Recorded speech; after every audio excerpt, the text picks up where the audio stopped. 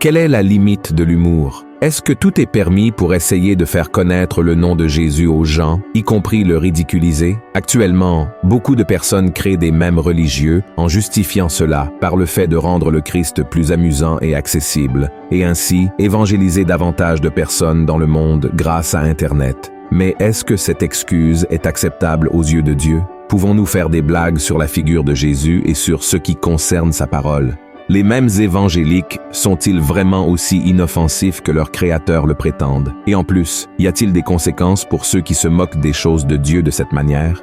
Dans cette vidéo, je vais répondre à ces questions et raconter une histoire effrayante à propos d'une blague de mauvais goût qui est enregistrée dans la Bible. Cela va vous faire réfléchir si cela vaut vraiment la peine de créer ce genre de contenu d'humour évangélique, ainsi que de regarder et de partager ces vidéos. Mais avant de commencer, je vous demande de vous abonner à ma chaîne. C'est très rapide. Cliquez sur le bouton s'abonner et activez la cloche de notification pour ne manquer aucune de mes vidéos. D'accord? Je veux vous aider dans votre cheminement avec Dieu tous les jours. Alors venez participer avec moi. Maintenant, allons-y. Les contenus comiques sont parmi les plus populaires et consommés par le public sur Internet. En effet, les mèmes drôles aident souvent à diminuer la tension et le stress quotidien. Et moi-même, parfois, je prends une pause dans mon travail et mes activités quotidiennes pour regarder du contenu amusant sur les réseaux sociaux.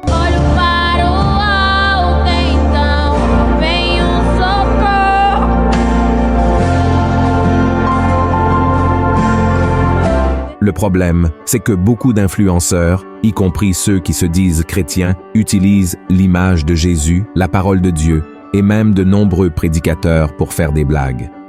Et ces personnes appellent ce genre de plaisanterie des mèmes évangéliques, avec la justification que ce qu'ils font est une façon d'évangéliser les non-chrétiens de manière humoristique. Mais je veux vous montrer un exemple de ce type de contenu qui a été créé et qui a viralé sur Internet pour que vous puissiez donner votre avis sur si ce type d'humour évangélique est réellement capable d'édifier la vie de quelqu'un.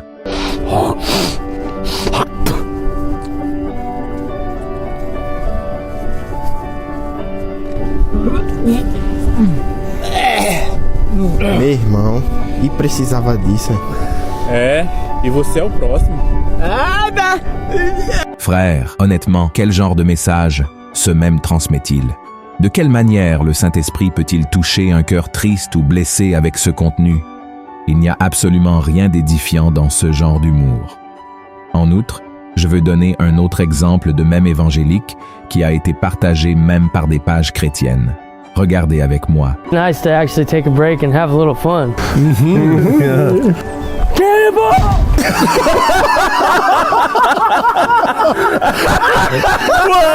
Ce ne sont que quelques exemples, mais j'ai déjà vu des vidéos de personnes déguisées en Jésus dans des salles de sport, des boîtes de nuit, jouant aux échecs et prévoyant le coup de l'adversaire pour gagner la partie. J'ai également vu des personnes déguisées en fantômes avec un drap blanc, effrayant les autres, et puis riant en disant « Calme-toi, je suis le Saint-Esprit ». Frère, la grande question est que la Bible est très claire quand elle dit dans Galates chapitre 6 que personne ne peut se moquer de Dieu et que chacun récoltera ce qu'il aura semé. En fait, dans le 2e chapitre du 2e livre des Rois, nous trouvons une histoire qui nous enseigne sur le respect et la crainte de Dieu. Ce passage de la Bible raconte ce qui est arrivé au prophète Élisée, un homme choisi par le Seigneur pour suivre les pas d'Élie. Et un jour, alors qu'Élisée montait vers la ville de Béthel, un groupe de jeunes sortit de la ville et commença à se moquer de lui en criant « Monte, chauve, monte, chauve !» Au début, cela peut sembler juste une blague de mauvais goût sur son apparence physique, mais cette offense est en réalité plus profonde.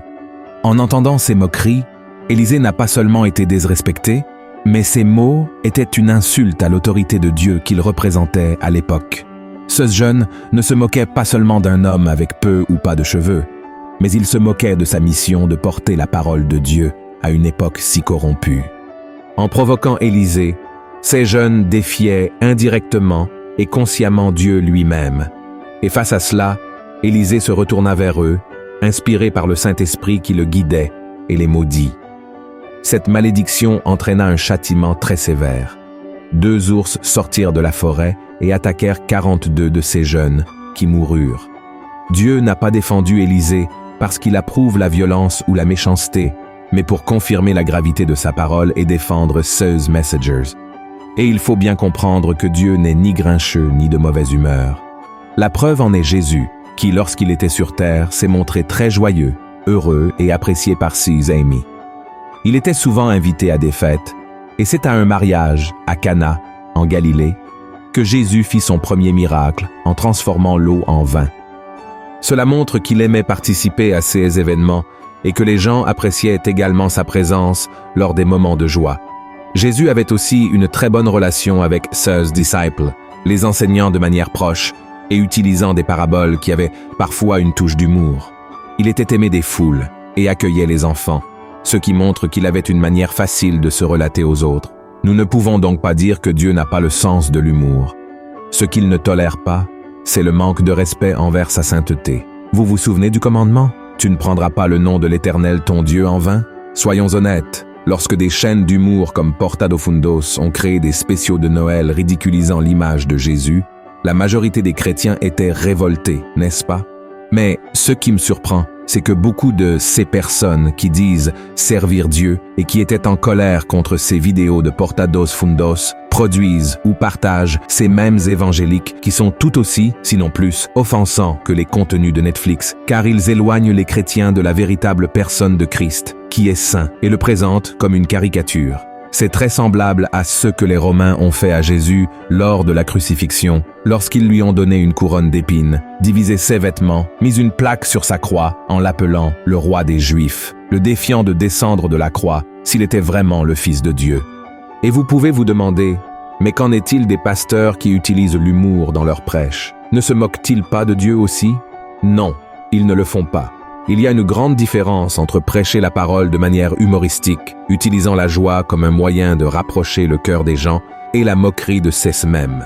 Ces pasteurs sont fidèles à la parole de Dieu, honorent Jésus pendant qu'ils sont à la chair, et en même temps, ils parviennent à captiver l'audience, faisant en sorte qu'elle s'intéresse et absorbe mieux ce qui est dit. Et maintenant, je veux donner mon opinion sur ces pages Instagram, TikTok, qui partagent des vidéos de personnes dans des églises chantant, tournoyant, parlant en langue prétendument étrangère et dansant de manière inhabituelle, ainsi que des prédicateurs qui utilisent des manteaux d'Israël sur les épaules, des vêtements en sac et d'autres objets, toujours en criant et en imposant une autorité spirituelle de manière très étrange.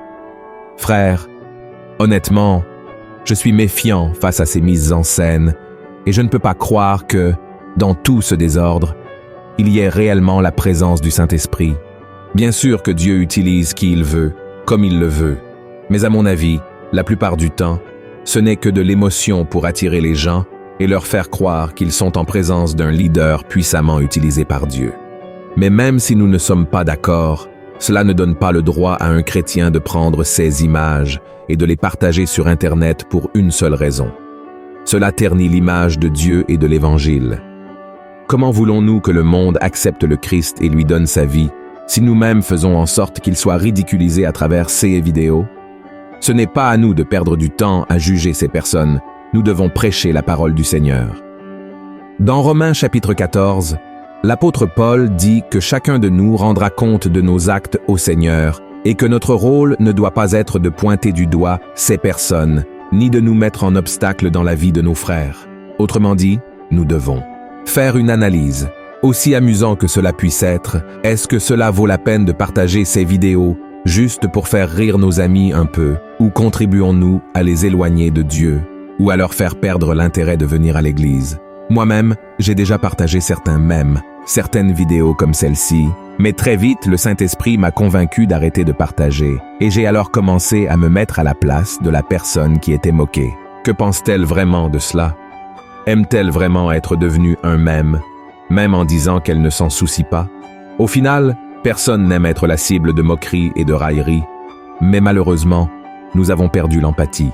Et si vous avez aussi fait des erreurs, tout comme moi, Dieu vous appelle aujourd'hui à changer de posture, car cette attitude ne lui plaît pas, tout comme ces jeunes qui se moquaient d'Élisée ne lui ont pas plu. Et bien sûr que Dieu n'enverra pas d'ours pour vous dévorer, mais probablement votre relation avec lui se refroidira, et vous ne pourrez pas sentir sa présence tant que vous n'agirez pas conformément à votre appel en tant que chrétien, d'accord? Si vous avez aimé ce message, partagez-le avec vos amis et votre famille et abonnez-vous à ma chaîne. Que Dieu vous bénisse et je vous attends dans la prochaine vidéo. Un grand merci.